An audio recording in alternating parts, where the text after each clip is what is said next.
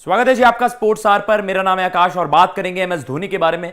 देखिए, एमएस धोनी अपने witty responses के बारे में बहुत ज्यादा जाने जाते हैं। डेफिनेटली जितने स्मार्ट और जितने विटी वो कप्तान रहे on field, of the field आपने देखा है कि जब आप देखते हैं कि चाहे किसी इंटरव्यू में, चाहे आप कह सकते हैं किसी प्रेस कॉन्फ्रेंस में, एमएस धोनी इस तरीके के रिप्लाईज देते हैं जो कि सोशल मीडिया पर अमूमन बहुत ज्यादा वायरल हो जाते हैं।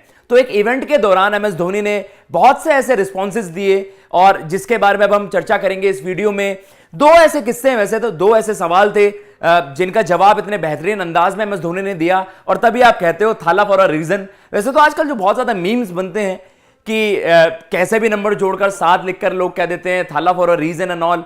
जर्सी नंबर को लेकर भी एमएस धोनी ने एक रिस्पॉन्स दिया, उसके बारे में बात करेंगे। लेकिन पहले आपको बताते हैं एक ऐसा सस्पेंस या फिर आप कह सकते हैं एक ऐसी मिस्ट्री जिसे दुनिया जानना चाहती है।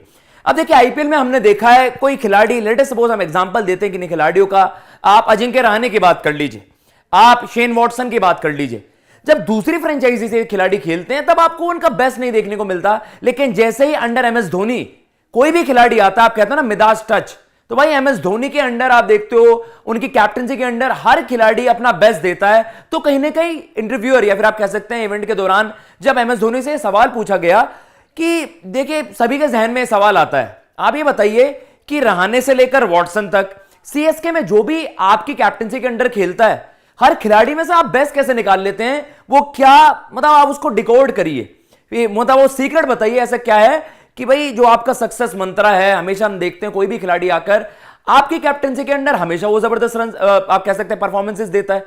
तो एमएस धोनी ने उसका क्या रिप्लाई दिया आपके सामने वो चलाते हैं। कितने जबरदस्त तरीके से एक विटी अंदाज में एमएस धोनी ने उस सवाल का जवाब दिया भी, अगर आप कह सकते हैं नहीं भी दिया।